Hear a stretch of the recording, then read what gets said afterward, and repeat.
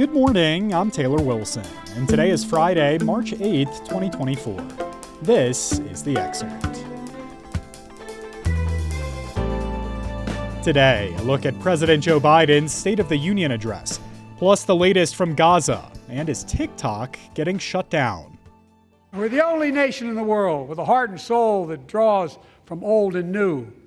Home to Native Americans, whose ancestors have been here for thousands of years. Home to people of from every place on earth. They came freely. Some came in chains. Some came when famine struck, like my ancestral family in Ireland. Some to flee persecution, to chase dreams that are impossible anywhere but here in America. That's America. And we all come from somewhere, but we're all Americans. President Joe Biden made an energetic State of the Union address last night where he touched on a range of domestic and international priorities. The president focused on Ukraine and war in Gaza abroad, and at home he tackled reproductive rights, voting, the economy, and immigration, among other issues. For more, I caught up with USA Today White House correspondent Joey Garrison. Joey, thanks for making the time. Hey, thanks for having me. So, Joey, a lot of voters have been concerned about both candidates' ages, especially President Joe Biden's. He's already the oldest president in American history. Was Biden able to show that he's still on top of his game and that he has another 4 years in him? We kind of had this bar going into the State of the Union of Biden needing to look invigorated and healthy, these kind of basic bars he needed to cross. And I think he definitely did. It was a very feisty Biden. He was animated from the very beginning. He spoke loudly, clearly. There were a couple of flubs in between, as Biden is known to do, but I think he kind of answered that fundamental question that many had going into it in terms of his age there. Joey, voters have repeatedly shared that one of their top issues this election is immigration. Do you think he did enough on the night to persuade Congress to act?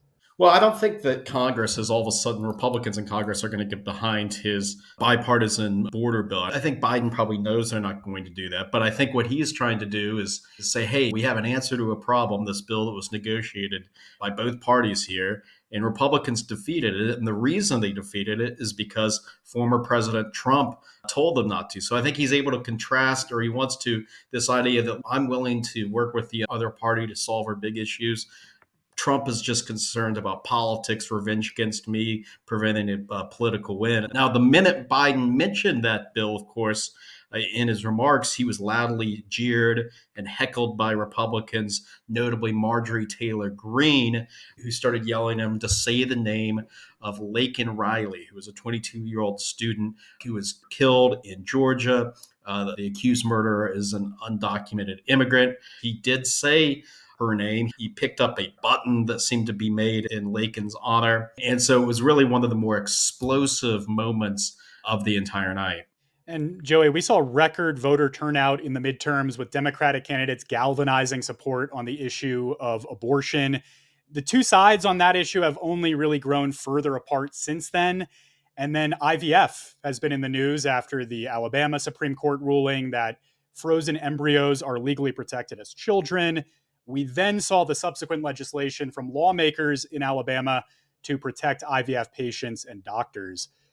Joey, did Biden effectively make the case that reproductive rights are still a good reason to head to the polls this November? Yeah, Biden and Democrats are trying to put abortion on the ballot like it has been, in their point of view, every election since Roe v. Wade was overturned. And not just that, Biden is also tracing the actions in Alabama with IVF directly to Donald Trump by his installation, his appointments of 3 Supreme Court justices who, of course, led the court to overturn Roe v. Wade. You heard Biden in his speech blame Trump for and bragging about it for overturning Roe v. Wade. So that is what Biden laid out when it comes to abortion rights. Biden has been struggling, Joey, with progressive voters over Israel and Gaza. What did we hear from him on this, and how big did foreign policy factor into his comments last night? I thought it was interesting that Gaza and Israel were brought up almost at the very end of the speech. It was almost before his conclusion. And what he did was put Israel on notice publicly for needing to deliver more in humanitarian aid to help out Gaza in lieu of a ceasefire agreement still not being reached. Biden also announced that the U.S. military will be helping construct a new port on the Mediterranean Sea side of Gaza to help get aid into there. So I think it was very notable that on the drive from the White House to the Capitol, there were massive pro Palestinian protesters. It kind of stood as a reminder that this is a major issue for Biden from the political left, from progressives. It wasn't one of his more forceful comments of the night, but he did say that Israel needs to do more to help the situation there. Biden was really trying to differentiate his policies from Trump on the night, and his vision on corporate taxes was also a big one here. What plans did he share on this? And more broadly, how did he separate himself from Trump on the evening? Biden and Democrats think they have a real advantage when talking about tax policy. And you might remember President Trump in 2017 passed a massive tax cuts for the wealthiest Americans as well as corporations. So Biden has revived a proposal to reverse those tax cuts, increase the tax rate on corporations as well as the wealthiest millionaires and billionaires in the country. And it's very much a pitch to the middle class and trying to draw the contrast between the priorities of Biden and Democrats for working class and try to argue that Trump is backing the wealthy and corporations. And I think that Biden throughout this campaign is going to try to create that juxtaposition there and remind people what that 2017 tax cut, who reaped the benefits of that the most. All right. Joey Garrison is a White House correspondent with USA Today. Great insight, Joey. Thanks so much. Hey, thanks a lot. In a Republican response to Biden's speech, Senator Katie Britt from Alabama slammed his handling of the economy, the southern border, crime, and foreign policy. And she said the American dream has turned into a nightmare for many. You can read more about Biden's address and the response to it on usatoday.com. President Joe Biden, as part of his address last night, announced that the U.S. is launching an emergency mission to establish a port on the coast of Gaza that can receive large shipments of humanitarian aid. The U.S. is coordinating with Israel and a coalition of partners on the port, according to senior administration officials. More than 2 million people in Gaza face food shortages. The U.S. military also conducted its third airdrop of humanitarian aid into Gaza yesterday, according to U.S. Central Command. The parachute drops of meals began on Saturday. The U.S. moves come as hope is fading for an imminent ceasefire. Negotiators left Egypt yesterday without a deal, apparently ending hopes that a deal could be in place ahead of the Muslim holy month of Ramadan, which begins on Sunday or Monday, depending on the sighting of the moon. A pair of companies, Macys and NVIDIA, are handling change in different ways. I spoke with USA Today economic opportunity reporter Charisse Jones to learn more. Charisse, thanks for hopping on the Excerpt today. Absolutely. I'm glad to be here. So let's start by talking about Macys. How many stores did Macys recently announce it's closing, and what's behind this decision? Yeah, Macy's said that it's going to be closing about 150 stores over the next 2 years. So in 2026, that footprint's going to dramatically shrink.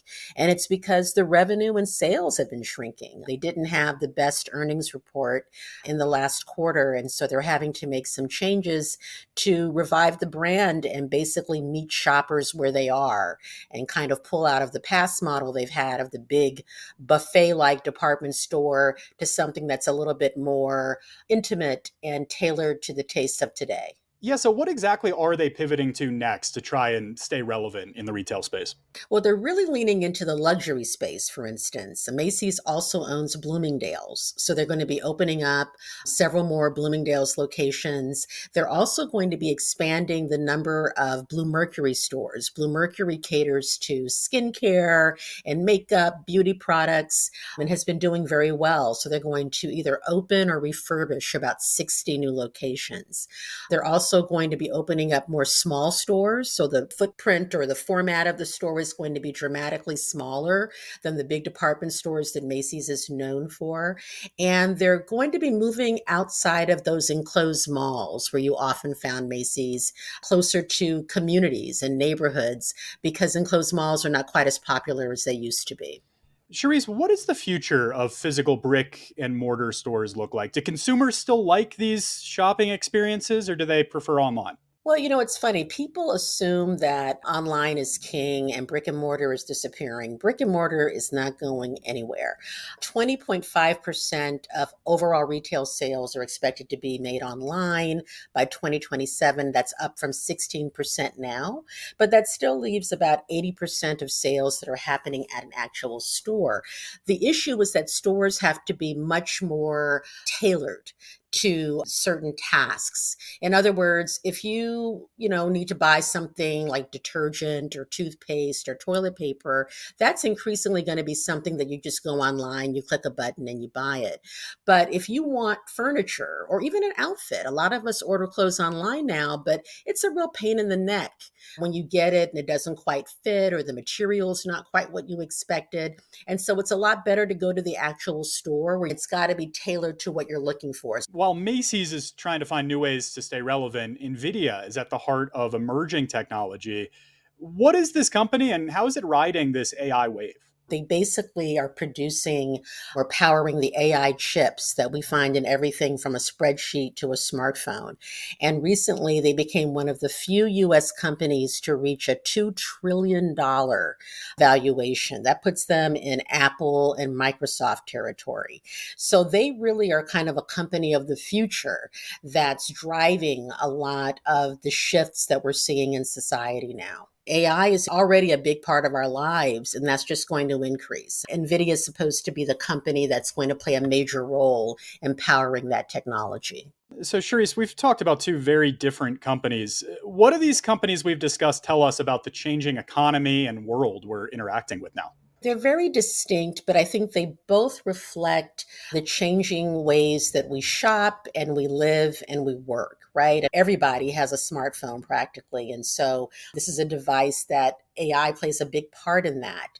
We're increasingly reliant on technology to help us plan our lives. And so one company, again, is kind of powering into the future, and the other one is trying to catch up and meet the shifting tastes where they are. Fantastic insight. Charisse Jones is an economic opportunity reporter with USA Today. Thank you, Charisse. Thank you. A key House committee voted unanimously yesterday to advance bipartisan legislation that would force China's ByteDance to sell off TikTok or face a ban in the U.S. Before the vote in the House Energy and Commerce Committee, lawmakers received a classified briefing on national security concerns raised by TikTok's Chinese ownership. The legislation is seen as the strongest threat yet to the app that's used by 170 million Americans. House Majority Leader Steve Scalise said he would put the bill on the House floor. If the full House approves it, the legislation will then move to the Senate. The White House also supports the bill. TikTok denies that it shares data about U.S. users with Beijing, and the app launched a campaign yesterday warning that it was at risk of being shut down in the U.S. Thanks for listening to The Excerpt. We're produced by Shannon Ray Green and Bradley Glansrock, and our executive producer is Laura Beatty. You can get the podcast wherever you get your pods, and if you're on a smart speaker, just ask for The Excerpt. I'm Taylor Wilson, back tomorrow with more of The Excerpt from USA Today.